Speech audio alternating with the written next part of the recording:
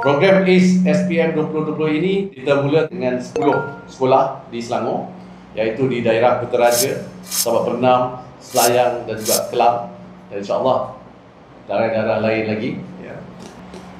Program ACE SPM 2025 ini menyediakan tuition percuma untuk semua pelajar tingkatan 5 yang terlibat. Jadi ada 4,000 pelajar yang akan dapat akses kepada sesi tuition fizikal.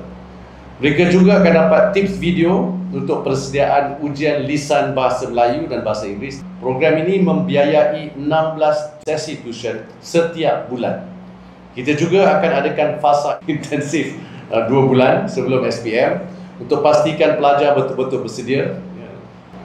Dan Alhamdulillah kami berbesar hati dapat menyalurkan RM300,000 untuk 10 sekolah sepanjang 5 bulan ini.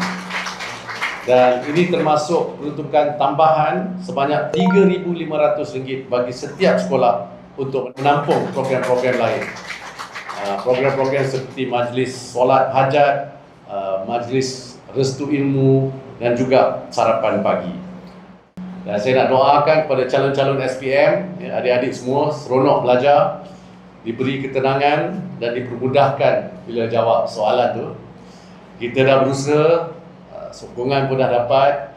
Jadi saya harap adik-adik belajarlah rajin-rajin dan study smart. InsyaAllah dapat semua A. Kita gandingkan usaha itu dengan doa kepada Yang Maha Esa.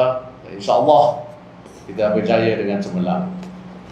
Dari hilir pergi ke hulu, jangan sampai tersesat jalan. Semua pihak berganding bahu demi masa depan anak watan.